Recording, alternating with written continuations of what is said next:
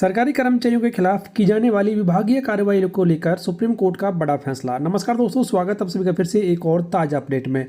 सरकारी कर्मचारियों के खिलाफ उनके विभाग के द्वारा की जाने वाली विभागीय कार्रवाई को लेकर माननीय सुप्रीम कोर्ट के द्वारा एक बड़ा फैसला दिया गया है और फैसले में कहा है कि कर्मचारी के रिटायर होने या सेवा की विस्तारित अवधि के बाद कोई भी अनुशासनात्मक कार्रवाई शुरू नहीं की जा सकती। तो क्या ये फैसला दिया गया है, पूरा फैसला आपको इस वीडियो में बताया जाएगा और किस मामले में ये फैसला दिया गया है ये भी आपको बताया जाएगा। इसके अलावा आप जो जजमेंट दिया गया है उसकी कॉपी कहाँ से प्राप्त कर सकते हैं वो भी आपको इस वीडियो में बताया जाएगा। तो वीडियो को आप लास्ट तक जरूर देखें। सुप्रीम कोर्ट ने बैंक के कर्मचारी के विरुद्ध उसकी विस्तारित सेवा अवधि पूरी होने के बाद शुरू की गई अनुशासनात्मक कार्रवाई को अमान्य करार दिया। न्यायालय ने कहा कि रिटायरमेंट के बाद या सेवा की विस्तारित अवधि के बाद शुरू की गई अनुशासनात्मक कार्रवाई को जारी नहीं किया जा सकता है। जस्टिस अभय एस ओक और जस्टिस उज्ज्वल बोहन की खंडपीठ ने कहा कि जैसा कि इस न्यायालय ने एक से अधिक अवसरों पर माना है, एक विद्यमान अनुशासनात्मक कार्रवाई अर्थात अपराधी अधिकारी की रिटायरमेंट से पहले शुरू की गई कार्रवाई अनुशासनात्मक कार्रवाई के समापन के उद्देश्य से अपराधी कर्मचारी की सेवा जारी रखने का कानूनी झूठ बनाकर रिटायरमेंट के बाद भी जारी रखा जा सकता है। इस मामले में सेवा नियमों के नियम 19(3) के अनुसार, लेकिन अपराधी कर्मचारी या अधिकारी के सेवानिवृत्ति की आयु प्राप्त करने या सेवा की विस्तारित अवधि के बाद सेवा से रिटायर होने के बाद कोई भी अनुशासनात्मक कार्रवाई शुरू नहीं की जा सकती।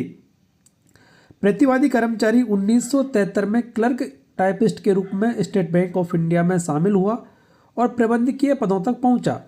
30 वर्ष की सेवा पूरी करने के बाद दिसंबर 2003 को उसकी रिटायरमेंट होनी थी। एसबीआई ने परिचालन कारणों से उसकी सेवा 1 अक्टूबर 2010 तक बढ़ा दी थी। प्रतिवादी के खिलाफ अनुशासनात्मक कार्रवाई 18 अगस्त 2009 को शुरू नहीं की गई, जब कारण बताओ नोटिस जारी किया गया, लेकिन 18 मार्च 2011 को ही उसके खिलाफ अनुशासनात्मक कार्रवाई शुरू की गई। तो इसके खिलाफ प्रतिवादी ने कोर्ट में मामला दायर किया और इस मामले में बैंक ने ये तर्क दिया कि अनुशासनात्मक कार्रवाई शुरू करने का नोटिस विस्तारित अवधि की समाप्ति से पहले शुरू किया गया, इसलिए प्रतिवादी कर्मचारी अनुशासनात्मक कार्रवाई से छूट का दावा नहीं कर सकता।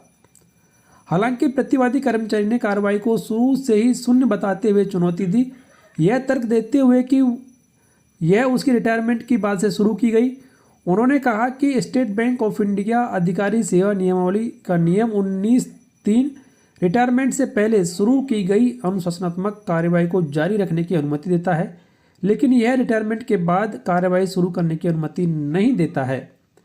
तो इसी की वजह से अदालत ने अनुशासनात्मक कार्रवाई को अवैध ठहराते हुए कहा कि एक सरकारी कर्मचारी के सेवानिवृत्त हो जाने के बाद या फिर उसकी सेवा अवधि विस्तारित करने के दौरान किसी प्रकार की अनुशासनात्मक कार्रवाई नहीं की जा सकती। तो ऐसे मामले में माननीय सुप्रीम कोर्ट ने फैसला दिया कि ऐसी स्थिति होने के कारण हमें अपील में कोई योग्यता नहीं दिखती है, तदनुसार अपील खारिज की जाती है। अपीलकर्ताओं को प्रतिवादी के सभी सेवा बकाया को शीघ्रता से तथा किसी भी स्थिति में आज से 6 सप्ताह के भीतर जारी करने का निर्देश दिया जाता है। तो अब यहाँ पर माननीय सुप्रीम कोर्ट ने ये साफ कर दिया है कि यदि एक सरकारी कर्मचारी सेवानिवृत्त हो जाता है तो उसके बाद में उसके खिलाफ अनुशासनात्मक कार्रवाई नहीं की जा सकती। यदि कर्मचारी के सेवानिवृत्त होने से पहले अनुशासनात्मक कार्रवाई चल रही है तो उसे जारी रखा जा सकता है, लेकिन सेवानिवृत्त होने के बाद में कार्रवाई शुरू नहीं की जा सकती। तो ये एक बड़ा फैसला। जजमेंट की कॉपी आप हमारी वेबसाइट, हमारे व्हाट्सएप चैनल और टेलीग्राम चैनल से प्राप्त कर सकते हैं, जिनका लिंक आपको इस वीडियो के डिस्क्रिप्शन में मिल जाएगा।